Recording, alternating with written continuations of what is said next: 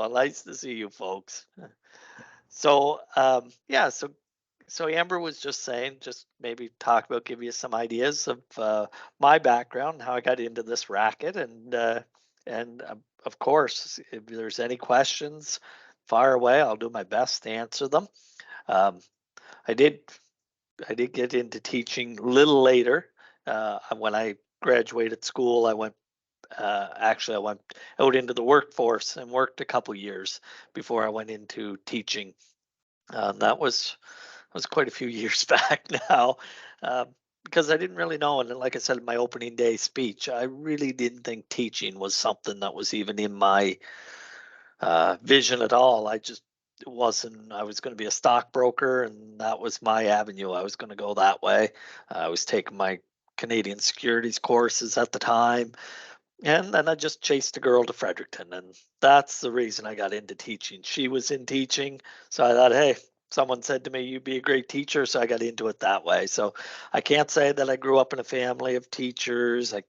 No one in my family went to university. I was the first one. I'm a family of eight, and I'm the youngest of the group, and no one went off to university at that time. My folks never even graduated high school. So it wasn't a education wasn't a big priority in my family growing up. Um, so yeah, that's how I first went off to Fredericton. And actually I couldn't even get into university when I did apply. Um, in high school, I put in I don't even know what I applied for, to be honest. I don't know if it was business, but they wouldn't accept me because I didn't have the marks in high school. I was more interested in my social life in high school than education. So I didn't get into university. It took me going back as a mature adult, 3 years later, that I actually got in. Um, so I did my BED at UNB, and at that time, the professors, I had a couple of professors who wanted me to stay on and pursue my master's and work towards associate professor and staying on at UNB as a professor. That was the goal. That was what I started with, and I got into my master's. And that summer, I was supposed to start in the fall, and that summer, a job got listed in Miramichi in the paper, and someone called me.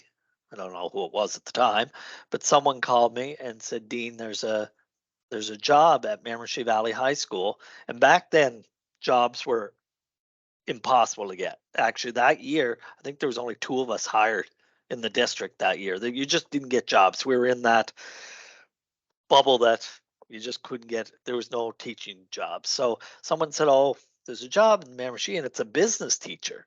And that was what I had taken at UMB. And I was like, "Oh, I don't know. I'm in my master's. I got two profs that were kind of guiding me in towards the university teaching side of it, and at that time, actually, as well, I had those professors owned a private business school, and they had hired me the year before, so I was working for them as well. So they were really kind of my mentors coming up through and guiding me through the education. And so then this job came up at Miramichi Valley, and we decided, you know what, I'm gonna apply for it, and I ended up getting the job. And then that's when we made the decision: do we live in Fredericton and pursue the university, or do we move home and start our family? And my wife and I decided to move home and start a family, and that's exactly brought me to Miramichi. And I did 4 years at Miramichi Valley as their business teacher, and I ended up going off in 2000. A business job came open at my home high school at NSCR.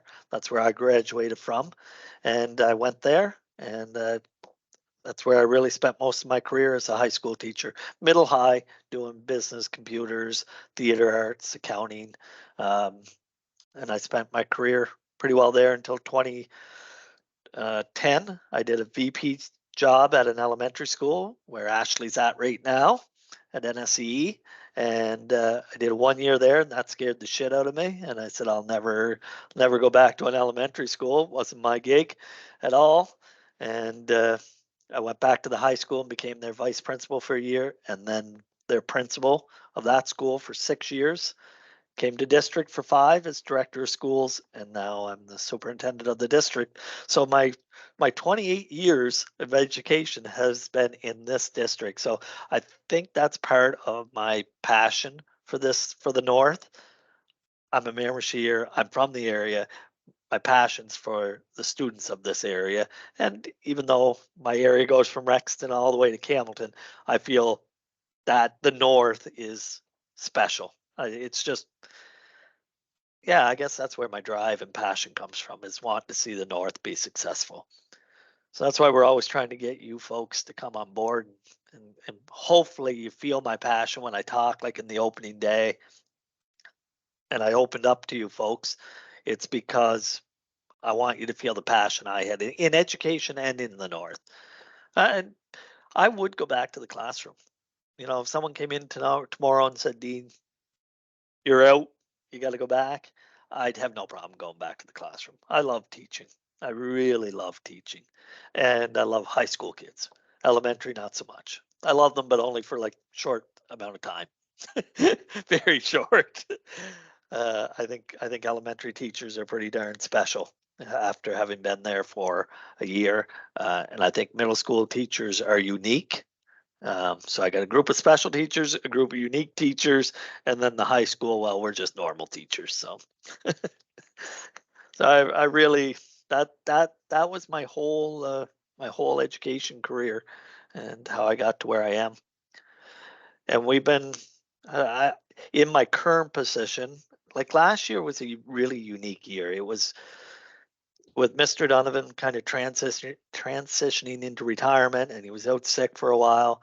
I really didn't feel like the North, for lack of better words, I didn't feel our compass was pointing true north at that time. It was just a year of us trying to get through, and making sure that you folks were doing okay as well.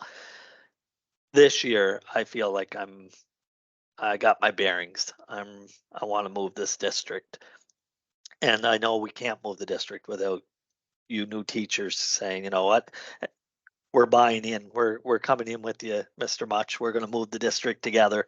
And that's why I said in opening day, all I'm asking is that you give me some time. I don't want you to try education, try teaching for a year and say, okay, I don't think I like it. Chances are you're not going to be in love with it the first year. It's a tough career.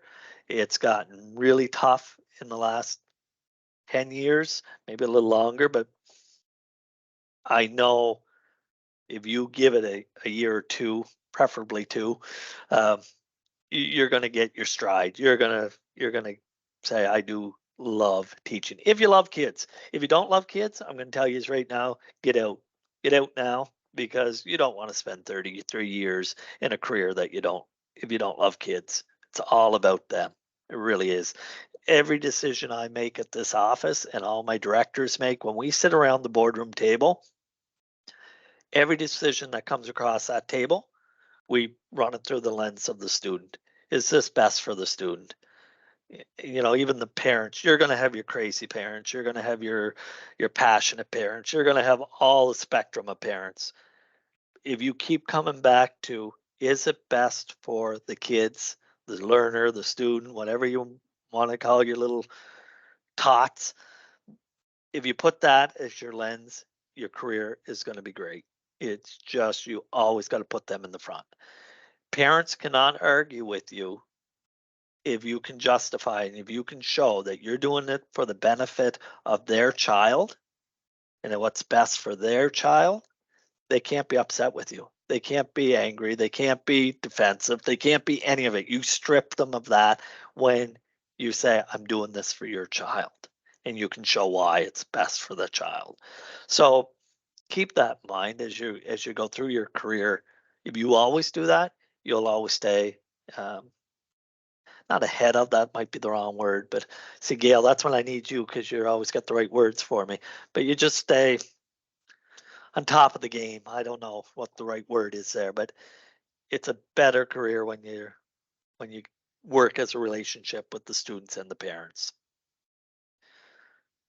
Okay, that's enough talking for now. Any questions? You can jump in at any time. I tend to ramble when I talk. No? I can't imagine you as a university professor. Oh, yeah, And I that just don't see was, it. I don't yeah. see it. I don't know. A I, stock market shark? Yes, I gotcha. yeah, yeah. I And I could was actually see interested in Dean at doing all of that. those things. Yeah, Mhm. I was interested in it for sure.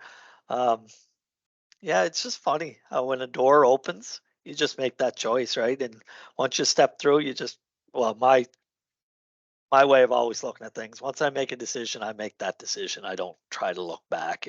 That's too late to look back. So I try to move forward with, and I do that even in this job. You rely on people to give you the right advice when you ask, and I hope you do. And we spoke about that on opening day as well. Ask people if you're unsure. Go to the seasoned teacher beside you and just say, "This is how this went down. How do you think I should have handled it differently?" Or this is coming up. I got a parent interview and the parent, I'm worried about this. What would you do? You got so much expertise surrounding you. Use them. Like, I guess I can't stress that enough. We think when we come out of teachers with our degrees, we should know how to be a teacher. You know nothing of being a teacher. I'm going to tell you, you really don't. And I didn't. I'm not just saying you, I'm saying every new teacher. What you go through at your university is not what you're going through in your classrooms. I'm sure you're seeing that now. You learn on the job, is where you learn. So use the expertise around you. That's my advice for that. I'm trying to think what else you need to know that helped me. Relationships, key. That's a key is build those relationships. I Dean, remember I one was of my, just gonna, go ahead. sorry, I was just gonna jump in and talk about the relationship piece because you talked about, if you don't love kids, you're in the wrong business.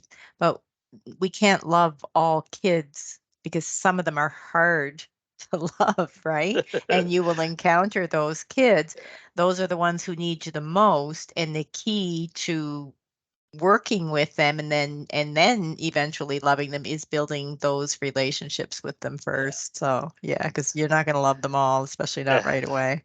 absolutely. That's a real good point. The I used relationship to have building a is, I used to have a well, Philip Sexsmith.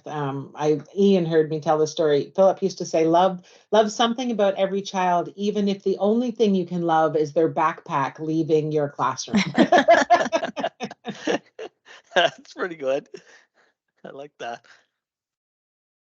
Yeah, the relationship is the key for sure. Yeah. And you're right. And the ones that are the hardest are the ones you end up feeling that you love the most when you do get to them. And there's there's just nothing greater. It's a great feeling when you get those kids. And it's a great feeling even today when those adults at 40 years old walk in and say, "Mr. Mutch, I can't tell you you changed this part of my life." Man, that's when you get thankful you're a teacher. You really have so much power. I remember one of the first things I did, I had sent, I might have been, I was at NSCR, so I was probably about a fifth year teacher. I wrote letters home to every one of the parents of these particular students and just saying, love having your child in my class. And then I gave a couple little positive points of their character.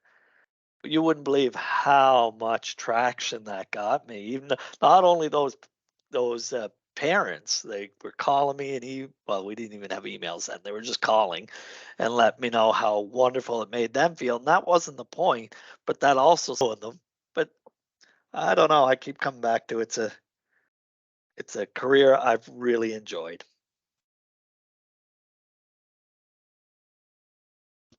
No, Awesome. Thanks, Dean. I won't, no problem. if you guys are quiet, if you don't have any questions, I never want to keep people for the sake of keeping people, in a world where you can be anything, be the one who can end the meeting early. That's what I like to say. So I don't want to keep you guys. I know Dean's really busy. I know Gail's really busy. I know you guys are super busy. You have all the opportunity right now. You can ask Dean something, of course. You've got Gail right here. I'm right here. If you have any questions, we'll absolutely support you. If you're good and you're done for the day and you're like, okay, it's time to go home and take off the shoes and pour a beverage, then I understand and respect that too. There you go. There you go. Some good H2O, Ian. So Ashley, anything at all? I'm good, but thank you guys. It was nice to hear all about how you got where you are. Thank you. Even though I already heard it, like some of it, but Good. Well, And Ian? I'm okay as well, and if there's anything, I'll certainly send an email to Gail or to any of my superiors. We're doing good. Excellent. We're happy to have you, by the way, in our system. We're Absolutely. so thankful when people choose this profession. Mm-hmm. it's the truth. Yeah. Sure, we need you. So if you need anything, then you reach out to us. So we will always do our very best to help you guys any way we can. And Dean, thank you so much for your time tonight. It is recorded. So if you want to, if you're okay, I'll send it out to the rest of the North, or you can give it a watch first or whatever you like. And then I'll send it out with the rest of the staff. And that's it, guys. We'll see you when the next time is. Thanks, Great. Amber. Thanks, Thanks, everyone. Thank Have a you, good everyone. evening. Bye. Okay, bye-bye. Bye-bye.